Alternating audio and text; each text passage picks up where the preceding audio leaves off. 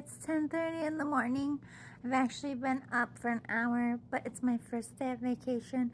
So I laid in bed and answered all my emails and just, fucked around on the internet as you do when you just have time to fuck off. Then I came out here wakey bakey because this is my first day of my first week of classes already in effect. So strong. It's called Snowman, and it did freeze my brains a little. But anyway, so I'm gonna make wheat blueberry pancakes because I'm on a diet in a little bit. Once I finish that, I'm fasting a little bit. I do try to make myself go to at least noon to eat for Lent, but I can't do full Lent. And I feel like God will understand because of my kidney.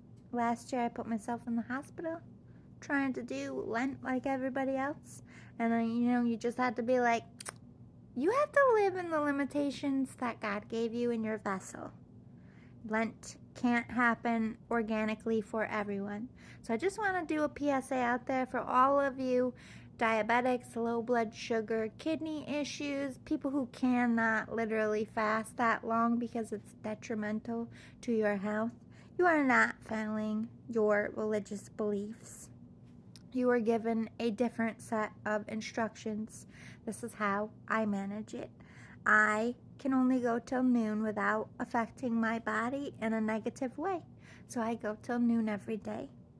It's showing my God that I am willing to do it, and if I could, I would continue to do it, but He does not want you to be unhealthy.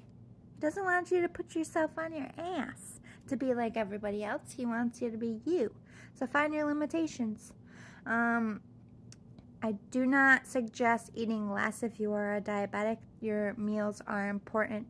Maybe snack less, but however, that could make you dip in your sugar. So let's pay attention to your snacks. Instead of chips, an orange.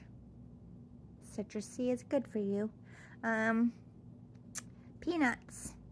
If you can't have peanuts, you could do grapes. Blueberries. Change up your healthy eating. It's a break in your habit, showing a purpose of sacrifice in some way. You don't even have to do the fasting. Like, they put so much pressure on this, but think about why those people couldn't eat. They were being tested. They were being challenged. So it's not just about literal fasting sometimes. What's a test? What's a challenge in your life? Like me, I'm bad with money lately because everything costs so much. I have to pay more attention to my grocery bill. That will help my life. Cut back on your spending.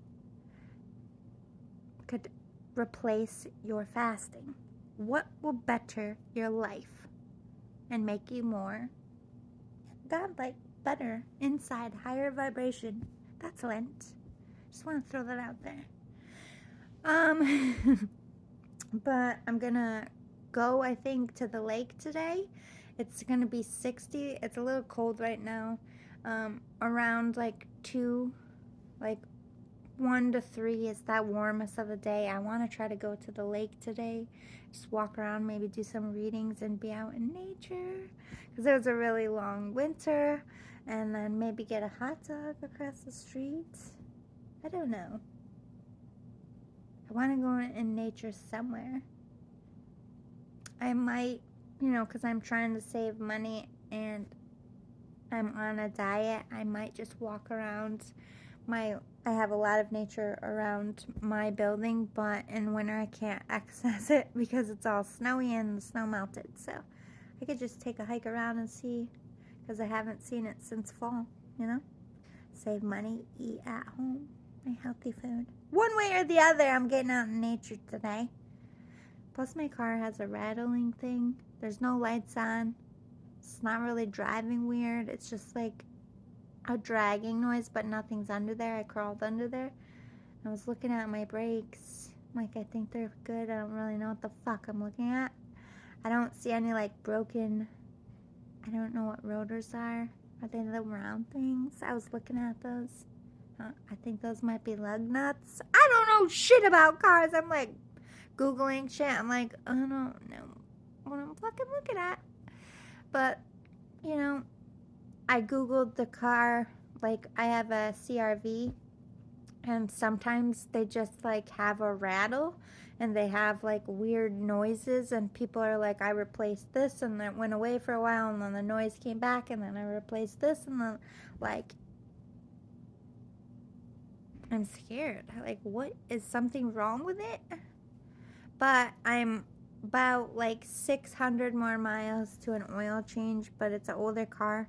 I think after next week, I'm just gonna pop it in, get an oil change, and be like, can you check out that fucking rattle? I'm broke right now. I can't put Betsy in the shop this week. I had to buy a book for school. Even used it was like, it was my early education psych book. Why is psychology books so much money?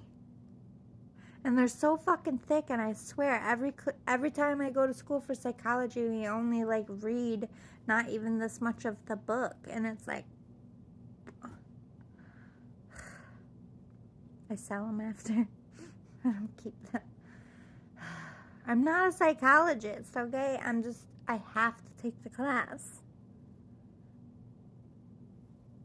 I don't believe, like, these are the kind of classes that irritate me a little because, in my opinion, they kind of lead more towards getting the kid medication than implementing. Like, all right, I had this one kid. I knew he had ADHD, but it wasn't to the point of he was distracting the whole fucking class, but he was distracting himself from learning. And I didn't want him to go on medication and stunt his growth and hurt his little body, so I made him and the class a deal. I was like, listen, you get antsy, get sick of sitting in your seats. Sorry, I got a text. But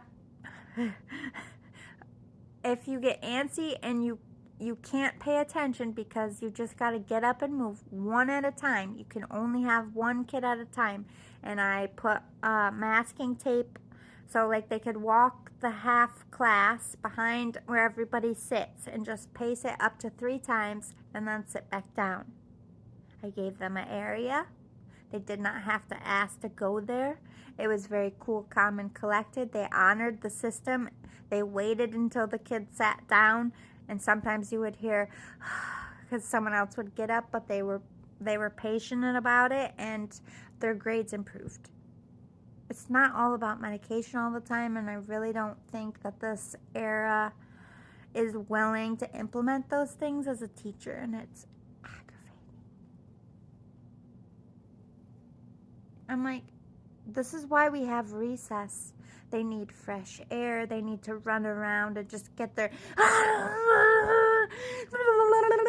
That's literally kids. Like, they're concentrating. We make them concentrate for so long in a day. And they are little balls of energy. They just want to make noises. They want to shove and run and be like, tiger! That's their nature as kids. And to make them sit in those desks and be so tense, and their little minds, they think about so much. It's not ADHD. It's we're giving them too hard of an expectation for their age. My classes, I half the time get my students up. I'm like, everybody on your feet. Jog in place. A, B, C, D, E, F, G. They sit down. They're like, I'm like, everybody go get a drink of water. We start science. Everybody get up in your seat before we start our lesson. Circle your desk 3 times. When you're ready, sit back down. You can do it fast. You can do it slow. They love this shit. Get them up. Even if it's a minute here in between lessons, it makes all the difference. That's not what I came on here to talk about. But so far, vacation is fun. I love you guys. See you soon.